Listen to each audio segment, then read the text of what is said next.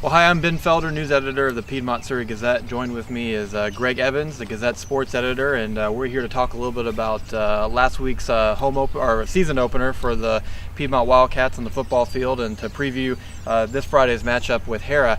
And first, Greg, I want to talk about that Deer Creek game last week. One of the big themes in this offseason was Piedmont's inability to finish games in the second half. And while they did come up short again in this first game, they showed a lot more than we've seen in the past, and had a rally that just fell short when they lost by a touchdown. What did you see in this game against Deer Creek last week? Well, I definitely see that Piedmont plays a lot more aggressive than they did last year. I'd say they didn't come out with their heads down like they kind of had like you said, a tendency to last year, and came out and attacked, and really definitely won the field position battle with some good punts by Jared Brown, and just the Colin Bricker to Christian Foster connection seemed to really work out and open it up for other receivers to get involved as well. Yeah, they were pretty balanced, I thought, offensively. Yeah. You're right that connection between Bricker and Foster was one of the highlights of the game, but they found other ways to move the ball down the field as well.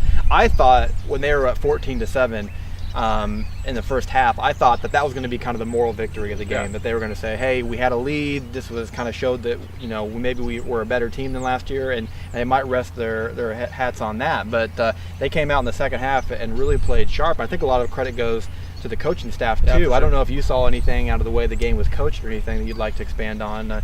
And it was Craig Church's first game as a head coach here at Piedmont. I just have to say that the coaching staff really had control of the game. That I think they, especially for Church's first head coaching job here, and all the rest of the coaches, I think they really kept the team together and kept them going the right way this game that maybe we didn't see as much last season. Yeah, and coaches don't like to talk about moral victory so much because it still counts as a loss in the record books, but I'd say this was a pretty big moral victory for Piedmont, and something that they can at least build on.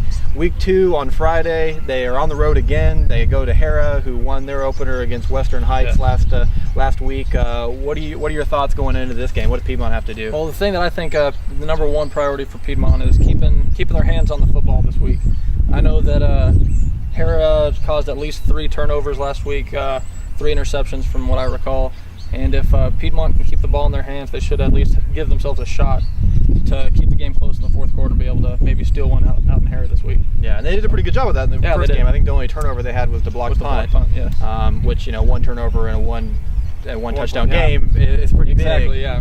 But do you see, are you expecting maybe anything changes offensive-wise? We saw the air game was working really well. Do you think they might try to rest more on the ground attack? Or honestly, I think that the team's probably going to continue their balance that they had this last week, because we know that Harrah's probably going to see the film from Friday. They're probably going to key off on that air attack, and that might be able to open up some holes for Cassius Calhoun and maybe Tevin Mitchell to get some space on the ground to run and really open up the game that way.